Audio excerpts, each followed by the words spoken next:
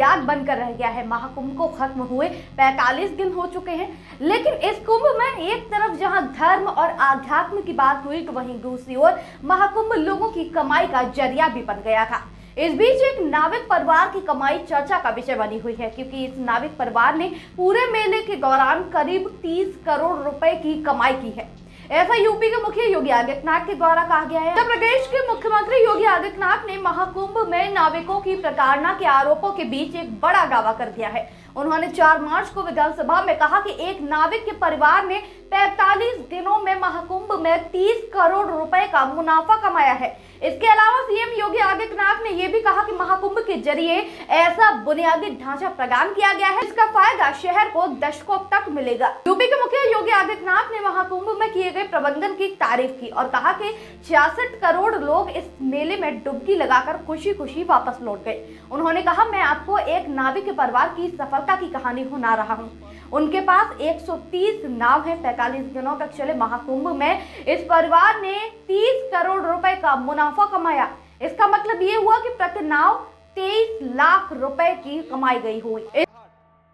एक नाविक परिवार की एक सक्सेस स्टोरी यहां पे बता रहा हूं। ये नाविक परिवार जिनके पास 130 नौकाएं थी, 45 दिनों की अवधि में इन लोगों ने शुद्ध बचत की है 30 करोड़ रुपए की।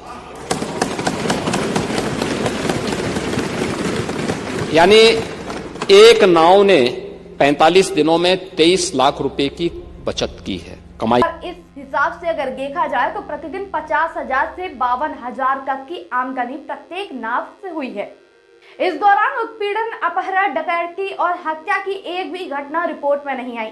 आगे उन्होंने कहा कि 66 करोड़ लोगों ने महाकुंभ में शिरकत की और वे खुशी खुशी अपने घर वापस लौट गए। सुनिए क्या कहा। की है प्रतिदिन की अगर आप बजट उनकी बचत देखेंगे तो यह लगभग 50 से लेके 52,000 पर डे की उनकी इनकम थी एक नाव की।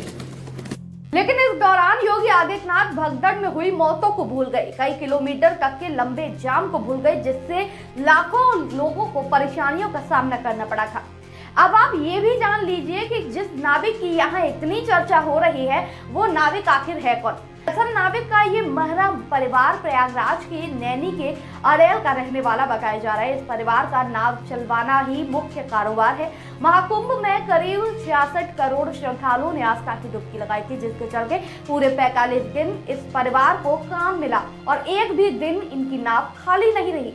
इस परिवार में 100 से ज्यादा नाव है और हर नाव से 7 से 10 लाख का कारोबार हुआ है। अगर कुल अर्जित रकम जोड़ी जाए तो वो 30 करोड़ के आसपास बैठती है। ऐसे में पूरे परिवार ने करीब 30 करोड़ की कमाई कर ली है। नाव का काम करने वाले पिंटू मेहरा और उनकी मां शुक्लावती इतना खुश हैं कि अपने घर पर लोगों को मिठाई खिला रही हैं। माँ बेटे का कहना है कि योगी सरकार ने जो इंतजाम महाकुंभ में किए उनसे श्रद्धालुओं की संख्या बढ़ी और उनको महाप्रसाद के तौर पर ये मेहनत का धन मिला है। लेकिन आपको एक पहलू और इस कहानी का बताते हैं, जहां नाविक पिंटू मेहरा की 30 करोड़ की कमाई की बात अब चर्चा का विषय बन गई है और अब समाजवादी पार्टी सहित विपक्ष लगातार दावों की जांच की मांग कर रहा है।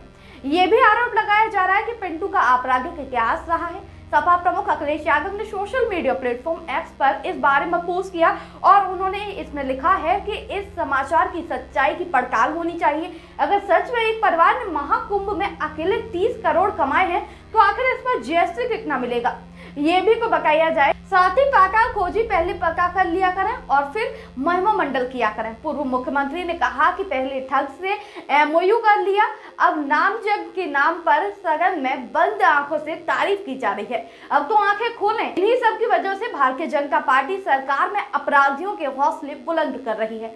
इसके अलावा कांग्रेस का कहना है कि श्रद्धालुओं से जमकर मनमाने पैसे ढंग से बटोरे भी गए, वहां पैसों की लूट हुई है और सरकार के किसी भी मानक का कोई पालन नहीं किया गया। हालांकि जिस नाविक का मुख्यमंत्री साहब ने जिक्र किया है उनका कहना है कि श्रद्धालु उपहार स्वरूप उन्हें पैसे दे रहे थे, लेकिन ये कितना सच है, ये अभी सवाल बना हुआ है। इसी बीच प्रयागराज के नैनी पुलिस थाने में प्रभारी वैभव सिंह ने पुष्टि की कि पिंटू मेहरा का वास्तव में आपराधिक रिकॉर्ड है। उन्होंने कहा कि पिंटू मेहरा का नैनी पुलिस थाने में आपराधिक रिकॉर्ड है, तो वहीं वो 2 साल पहले एक मामले में जेल से रिहा भी हुए थे। पुलिस सूत्रों का कहना है कि मेहरा परिवार वर्षों से नाविकों से रंगदारी, फिरौती, जबरन वसूली और अवैध शराब बनाने जैसी अवैध गतिविधियों से संलिप्त रहा है। कथित तौर पर परिवार के कई सदस्यों का आपराधिक रिकॉर्ड भी रहा है। दोस्तों, आप इस बारे में क्या सोचते हैं? साथ ही वीडियो कैसी लगी कमेंट करके बताइएगा।